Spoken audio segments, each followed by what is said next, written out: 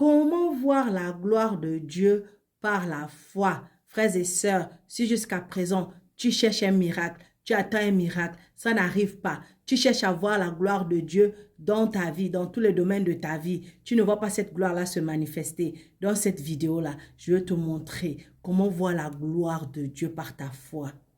Si jusqu'à présent, tu n'es pas encore abonné, abonne-toi pour qu'on puisse grandir et se fortifier ensemble. Alors, comment est-ce que tu fais ça? Hébreux chapitre 11, verset 1 nous dit, « Or, la foi est une ferme assurance des choses qu'on espère, une démonstration de celles qu'on ne voit pas. » Qu'est-ce que cela veut dire?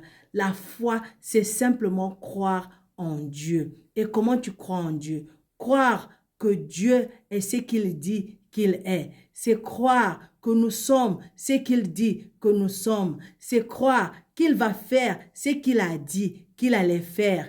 Et en plus, croire que nous pouvons être et faire ce qu'il dit que nous pouvons être et faire. La foi est la puissance et l'autorité la plus forte, la plus merveilleuse du monde.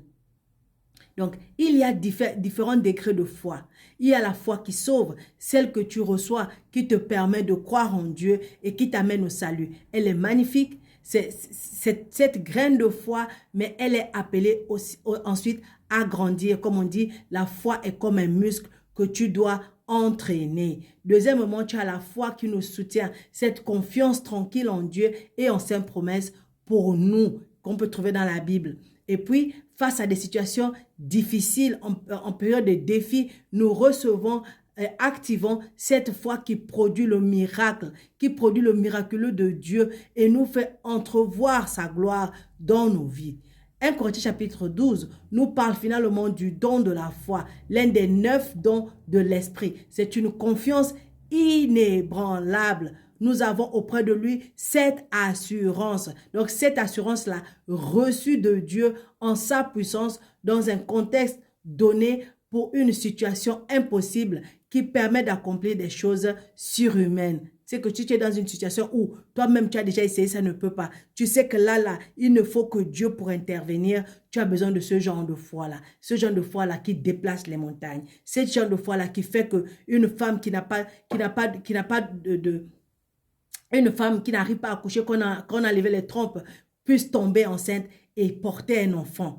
Ce genre de foi-là. Donc la foi, c'est la dimension spirituelle dans laquelle Dieu a prévu que son peuple vive. C'est le seul moyen de marcher avec Dieu et de lui plaire. Hébreux chapitre 11, verset 6 dit, « Or, sans la foi, il est impossible de lui être agréable. » D'être agréable à qui? À Dieu. Donc la Bible nous parle de ces héros de la foi par leur foi qui ont vu la gloire de Dieu se manifester dans leur vie. Hébreux chapitre 11, verset 33 nous dit, « Qui par la foi vainquirent des royaumes, exercèrent la justice, obtinrent des promesses, fermèrent la gueule des lions, éteignirent la puissance du feu, et échappèrent aux tranchants de l'épée, guérirent de leur maladie, furent vaillants à la guerre, mirent en fuite des armées étrangères.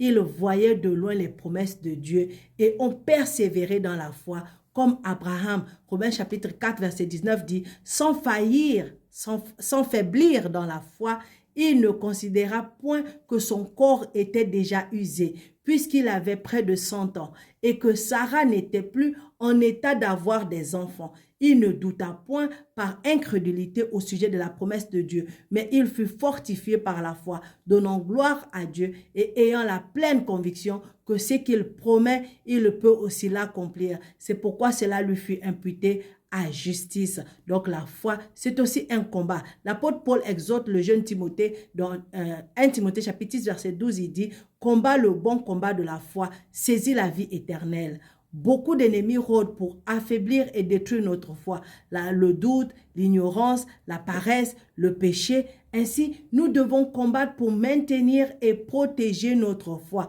en rejetant les pensées contraires à la parole de Dieu et en choisissant volontairement.